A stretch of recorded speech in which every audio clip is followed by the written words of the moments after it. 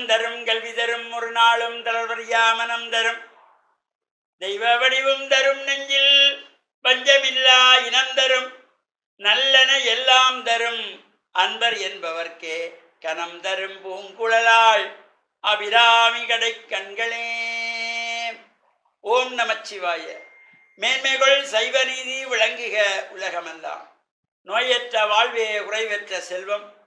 அந்த நோய் நொடிகள் இல்லாத வாழ்வு இந்த உலக மக்கள் எல்லோரும் வாழ வேண்டும் என்று கலியுகத்தின் காந்தமலை ஜோதியாகிய சபரிமலை சுவாமி ஐயப்பனுடைய திருவடிகளை சிறந்தாழ்த்தி டான் தமிழொலி ஓம் தொலைக்காட்சி நேயர்கள் அனைவருக்கும் சர்வதேச இந்து மத குறிப்பீடம் அகில இலங்கை சபரிமலை ஸ்ரீ சாஸ்தாபீடத்தின் சார்பில் இனிய வணக்கங்களும் நல்லாசிகளும். என்றும் மங்களகரமான பராபவ வருஷம் ஆடி மாதம் 28ஆம் நாள் 13/8/2026 வியாழக்கிழமை. இன்று மலர்ந்திருக்கின்ற இன்றைய பொழுதும் நம் எல்லோருடைய வாழ்விலும் எல்லா விதமான சிறப்புகளும் வெற்றிகளும் கிடைக்க வேண்டும் என்று இறைவனை பிரார்த்தித்து இஷ்ட தெய்வங்களையும் வழிபாடு செய்து பெற்றோர்கள் பெரியோர்களையும் வணங்கி அவருடைய அன்பையும் ஆசையும் பெறுகின்ற பொழுது எந்த நாளும் நமக்கு நல்ல நாளாக அமையக்கூடியது. இன்று குருவாரம் என்கின்ற வியாழக்கிழமை நாம் ஆசாரசீலராக ஆலய வழிபாடுகளை செய்து நவக்கிரகங்களுக்குள்ளே குபேர திசை என்கின்ற வடதிசை நோக்கி அமர்ந்திருக்கின்ற வியாழ பகவானுக்கு மஞ்சள் பட்டி சாத்தி மஞ்சள் மலர்களாலே அர்ச்சனை வழிபாடு செய்கின்ற பொழுது எல்லா சிறப்புகளும் கிடைக்கும். குரு பார்க்க கோடி நன்மை என்கின்ற வகையிலே இந்த வியாழ பகவானை வழிபாடு செய்வதோடு இப்பொழுது இந்த ஆடி மாதத்திலே பல்வேறு சிறப்பான உற்சவங்கள் விரதங்கள் பூஜைகள் வழிபாடு நடைபெற்றுக் கொண்டிருக்கின்றன. பல்வேறு ஆலயங்களிலே ஆடிப்பூரமாகிய நாளைய தினம் வெள்ளிக்கிழமை ஆடிப்பூரத்தை முன்னிட்டதாகிய இந்த உற்சவம் நடைபெற்றுக் கொண்டிருக்கின்ற ஆலயங்களே இன்றைய தினம் தேர் திருவிழா. யாழ்ப்பாணம் பருத்தித்துறை புலோலி பர்வதபத்தினி அம்பிகா சமேத பசுபதீஸ்வர பருத்தித்துறை சிவன் தேவஸ்தானத்திலே இன்று அம்பாள் பர்வதபத்தினி அம்பாளுடைய தேர் திருவிழா சிறப்பாக நடைபெற இருக்கின்றது. அவ்வாறு சிறப்பு வழிபாடுகள் கேகாலை மாவட்டத்திலே கொழும்பு கண்டி பிரதான வீதி அமர்ந்திருக்கின்ற வரக்காப்புளை அம்பேபூச ஸ்ரீ முத்துமாரி அம்பாள் ஆலயத்திலே இந்த ஆடிப்பூர மகோத்சவத்திலே இன்றைய தினம் 13ஆம் தேதி வேட்டை திருவிழா என்கின்ற சம்ஹார உற்சவம் சிறப்பாக நடைபெற்று நாளைய தினம் ஆடிப்பூரத்திலே காலையிலே நவோத்திர சகசிர மகா சங்காபிஷேகத்தோடு பிற்பகல் 5 மணிக்கு விசேட தீபாராதனையோடு 6 மணிக்கு அன்னை ஸ்ரீ முத்துமாரி அம்பாள் சர்வ அலங்கார பூஜிதாக எழுந்தருளி ரதோற்சவம் நகர் பவனி அந்த வரக்காப்புளை நகரத்தை வலம் வருகின்றதாகிய தேருற்சவம் நாளைய தினம் நடைபெற இருக்கின்றது. இவ்வாறு சிறப்பு பூஜைகள் உற்சவங்கள் நடைபெறுகின்ற ஆலயங்கள் நாம் சென்று பிரார்த்தனை செய்வதோடு நாளை வெள்ளிக்கிழமை அடுத்து வருகின்ற வெள்ளிக்கிழமை 21ஆம் தேதி வேண்டும் வரங்களை எல்லாம் தரவல்லதாகிய அன்னை ஸ்ரீ வரலட்சுமியை வேண்டி வழிபாடு செய்கின்ற சிறப்பான பூஜை வழிபாடுகள் அகில இலங்கை சபரிமலை சாஸ்தாபீடத்திலே 21ஆம் தேதி வெள்ளிக்கிழமை காலை 5:30 மணி முதல் விநாயகர் வழிபாடு, சூரிய நமஸ்காரம், கோமாதா பூஜை, பிரம்மச்சாரி பூஜை, கன்னிகா பூஜை, சுமங்கலி பூஜை, தம்பதிகள் பூஜை, சுவாஜினி பூஜை என்று சிறப்பான பூஜைகள் வழிபாடுகள் தொடர்ச்சியாக 45 ஆண்டுகளாக நடைபெற்று வருகின்ற ஒரு தனித்துவமான நிகழ்வு. இந்த வரலட்சுமி பூஜை வழிபாடுகள் முன்னைய காலத்திலே இந்த வரலட்சுமி விரதம் என்பது ஒரு சில குடும்பத்திலே மட்டும் செய்து வரப்பட்டது. அதனை 1979ஆம் ஆண்டு அளவிலே அகில இலங்கை சபரிமலை சாஸ்தாபீடத்திலே இதனை வெளிக்கொண்டு வந்து எல்லோரும் இந்த வரலட்சுமி விரதத்தை கடைப்பிடித்து லட்சுமி கடாட்சம் பெற வேண்டும் என்கின்ற பெருநோக்கோடு சாஸ்தாபீடத்தினாலே இந்த ஆரம்பித்து வைக்கப்பட்டது. இன்று உலகளாவிய ரீதியிலே நாடளாவிய ரீதியிலே இந்த வரலட்சுமி விரத பூஜைகள் நடைபெறுகின்றன. இந்த வரலட்சுமி விரதத்தை வெளிக்கொண்டு வந்து அடியார்களுக்கு இந்த பூஜை வழிபாடுகள் சிறப்பாக செய்து லட்சுமி கடாட்சம் பெற வேண்டும் என்ற பெருநோக்கோடு சாஸ்தாபீடத்தினாலே ஆரம்பிக்கப்பட்டது. அந்த வகையிலே தொடர்ச்சியாகவும் இந்த 45 ஆண்டுகளை நிறைவு செய்து 45வது ஆண்டாகவும் 46வது ஆண்டாகவும் இந்த வரலட்சுமி பூஜை சிறப்பாக நடைபெற இருக்கின்றது.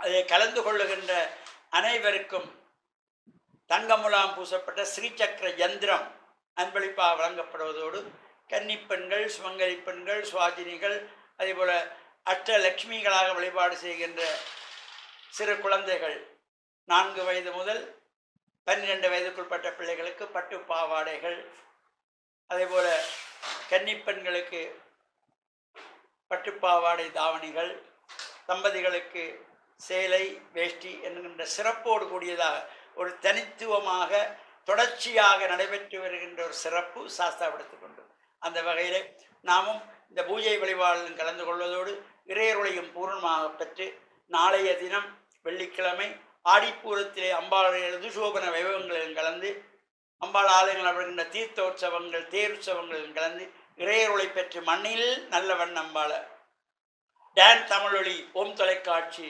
நேயர்கள் அனைவருக்கும் சர்வதேச இந்து மத குருபீடத்தின் சார்பில் நல்லாசிகளை கூறிக்கொள்வதில் மனமகிழ்வு கொள்கிறோம்.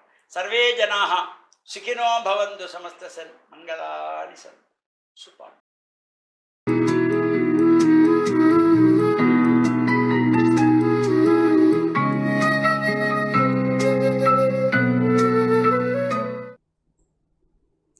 இறை இயேசுவில் என் அன்பு நெஞ்சங்களே, கிறிஸ்தவ நற்சிந்தனை வேளையில் உங்களை சந்திப்பதிலே பெரும் மகிழ்வு கொள்கின்றேன்.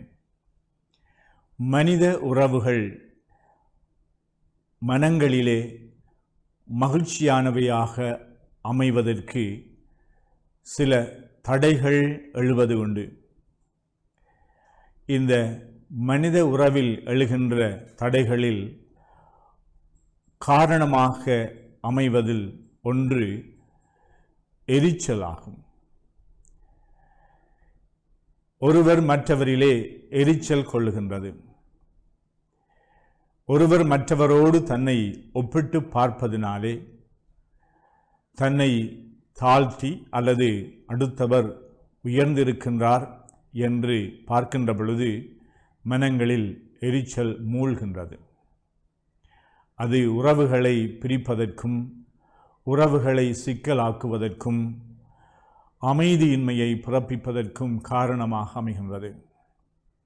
ஏன் கணவன் மனைவி, சகோதரர்கள், நண்பர்கள், உறவினர்கள் என்று சாதாரணமாக அன்பாக நட்பாக பழகுகின்ற இந்த உறவுகளிலேயே இந்த எரிச்சல் என்கின்ற விடயம் அமைதியை கெடுக்கின்றது, சந்தேகத்தை உருவாக்குகின்றது, போட்டியை உருவாக்குகின்றது, அல்லது தாழ்வு மனப்பான்மைக்கு சிலரை தள்ளுகின்றது. ஆண்டவர் இயேசு ஒரு அழகான உவமையை எடுத்து சொல்லுகின்றார். அதாவது திராட்சை தோட்டத்து முதலாளி பலரை இந்த திராட்சை தோட்டத்திற்கு வேலைக்கு அமர்த்துகின்றார். வேலைக்கு அமர்த்துகின்ற பொழுது அவருக்கு உரிய சம்பளத்தை நிர்ணயிக்கின்றார். ஒரு திறனாயினம் அல்லது ஒரு குறிப்பிட்ட ஒரு 1000 ரூபாய் என்று அவர்கள் ஒத்துக்கொள்ளுகின்றார்கள், ஒரு நாள் கூலி. இந்த தோட்டத்து முதலாளி என்ன செய்கின்றார் என்று சொன்னால், பின்பு சில மணத்தியாலங்களின் பின்பும் மத்தியானமும் பின்னேரமும் கூட சிலரை வேலைக்கு அமர்த்துகின்றார். எல்லோருக்கும் நான் உனக்கு 1000 ரூபாய் தருகின்றேன் என்று அவர் ஒத்துக்கொள்கின்றார். ஆனால் அவர் அந்த ஊதியத்தை கொடுக்கின்ற பொழுது மாலையிலே கடைசியாக வந்தவருக்கு 1000 ரூபாய் கொடுக்கின்ற பொழுது காலையில் வேலைக்கு அமர்த்தப்பட்டவர் நினைத்தார் தங்களுக்கு இன்னும் அதிகமாக கிடைக்கும் என்று. ஆனால் அவருக்கும் 1000 ரூபாய் கொடுக்கின்றார். அப்பொழுது முன்னே வந்தவர்கள் பின்னே வந்தவர்களுக்காக அவர்கள் மட்டிலே எரிச்சல் கொள்ளுகின்றார்கள், முறையிடுகின்றார்கள். ஒரு மணித்தியாலம்தான் வேலை செய்தவனுக்கு 1000 ரூபாய் கொடுக்கின்றாய், நாங்கள் இந்த வெயிலிலே காலையில் இருந்து மாலை ஈராக வேலை செய்திருக்கின்றோம், எங்களுக்கும் 1000 ரூபாய், அவர்களையும் எங்களையும் ஒரே ஸ்தானத்திலே பார்க்கின்றீரே என்று முறையிடுகின்றார்கள், முணுமுணுக்குகின்றார்கள். அந்த வேளையில் இந்த தோட்டத்து முதலாளி சொல்லுகின்றார், உனக்கு 1000 ரூபாய் என்று நான் ஒத்துக்கொண்டேன், உனக்கு எதுவிதமான அநீதியும் செய்யவில்லை, இன்னும் ஒருவருக்கு நான் தாராளமாக இருக்கின்றேன் என்பதனால் நீ கவலைப்படுகின்றாய், உன்னோடு அவரை ஒப்பிடுகின்றாய். உன்னுடைய வேலைக்கு உனக்கு சம்மானம், உனக்கு ஊதியம் தந்திருக்கின்றேன். நான் மற்றவர்களுக்கு தாராளமாக இருக்கின்றேன் என்பதனாலே நீ முறையிடக்கூடாது, அது பிழை இல்லை என்று சொல்லுகின்றார். அதாவது இறைவன் தாராள மனமுள்ளவர். அவர்களுடைய தகுதிக்கும் அப்பாற்பட்டதாக, எங்களுடைய அறிவுக்கும் ஆற்றலுக்கும் அப்பாற்பட்டதாக இறைவன் எங்களை ஆசீர்வதிக்கலாம். அது இறைவனுடைய தாராள சிந்தை. ஆனால் மனிதர்களுடைய மனங்களாகி எங்களுடைய மனங்கள் எங்களிலும் பார்க்க மற்றவர்கள் உயர்ந்திருக்கக்கூடாது, படித்தவர்களாக இருக்கக்கூடாது, அவர்கள் ஆற்றல் உள்ளவர்களாக இருக்கக்கூடாது, அவர்கள் எங்களிலும் பார்க்க அடுத்தவர்கள் உயர்ந்து செல்லுகின்ற பொழுது எங்களுக்கு அவர்களிலே எரிச்சல் வருகின்றது. ஆனால் இறைவனுடைய மனம் என்ன? எவருக்கும் அவர்களுக்கு மேலாக ஆசீர்வதிக்கின்ற அவருடைய தாராள மனம். எனவே அன்பார்ந்த சகோதரங்களே, நாங்கள் எங்களுடைய நல்ல உறவுகளிலே இந்த சந்தேகம் என்கின்ற தீமை நுழைந்து விடாமல் பாதுகாத்து கொள்ள வேண்டும். எங்களை மற்றவர்களோடு ஒப்பிட வேண்டிய அவசியமில்லை. நாங்கள் மற்றவர்களை பார்த்து அவர்களுடைய நல்ல குணங்களை நாங்கள் பின்பற்றலாம், அவர்களுடைய நல்ல முயற்சிகள் எங்களுக்கு பாடங்களை சொல்லித்தரலாம். மற்றவர்களிடமிருந்து நாங்கள் எதை நாங்கள் கற்றுக்கொள்ளலாம் என்று பார்க்கலாமலே ஒழிய, நாங்கள் அவர்களோடு ஒப்பிட்டு எங்களை தாழ்த்தி அதன் விளைவாக அவர்கள் மீது நாங்கள் எரிச்சல் கொள்வதனாலே எங்களுடைய உறவுகள் பாதிக்கப்படுகின்றது, துண்டிக்கப்படுகின்றது, நொந்து போகின்றோம். அதனாலே எங்களுடைய வாழ்வும் எங்களுடைய நல்ல உறவும் பாதிக்கப்படுகின்றது. அதனாலே எங்களுடைய மகிழ்ச்சி இல்லாமல் போகின்றது. எங்கள் மத்தியிலே போட்டி மனப்பான்மை அதிகரித்து நாங்கள் மற்றவர்களுக்கு தீமை செய்கின்றதற்கு நாங்கள் முயற்சிக்கலாம். ஆகையினாலே இந்த இறைவன் எப்படி தாராள மனம் உள்ளவர்களாக இருக்கின்றாரோ, ஆண்டவருடைய செயல்கள் எல்லாம் எப்பொழுதும் மனிதனுடைய நடத்தையினுடைய அந்த கோட்பாடுகளுக்கு அப்பாற்பட்டதாக இருக்கும். அவையெல்லாம் எங்களுக்கு விசித்திரமாக இருக்கும், வியப்பாக இருக்கும். ஒருவர் 5 மணிக்கு வந்தவருக்கு அவருக்கு 1000 ரூபாய் கொடுக்கின்றது என்பது அவருடைய தாராள மனம். இறைவனுடைய செயல்களெல்லாம் அதிசயமானது. மனிதர்களுடைய சாதாரண நடைமுறைக்கு அப்பாற்பட்டதாக இறைவன் எங்களை அன்பு செய்கின்றார், தாராள மனம் உள்ளவராக இருக்கின்றார். அப்படி நானும் நீங்களும் அடுத்தவர்களை தாராள மனதோடு உற்று நோக்குவோம். அவர்கள் மீது எரிச்சல் பொறாமை கொள்ளாமல் நாங்கள் அவர்களை தாராள மனதோடு பார்த்து அவர்களை பாராட்டுவோம். அவர்கள் வாழ்க வளரக என்று அவர்களை நாங்கள் பாராட்டுவோம், வாழ்த்துவோம். இவ்வாறு நாங்கள் இறைவன் எங்களை பார்க்கின்ற அதே கண்ணோட்டத்தோடு நாங்கள் அடுத்தவர்களையும் பார்த்து தாராள மனமுள்ளவர்களாக வாழ ஆண்டவரிடம் அருள் வேண்டுவோமாக. ஆமென்.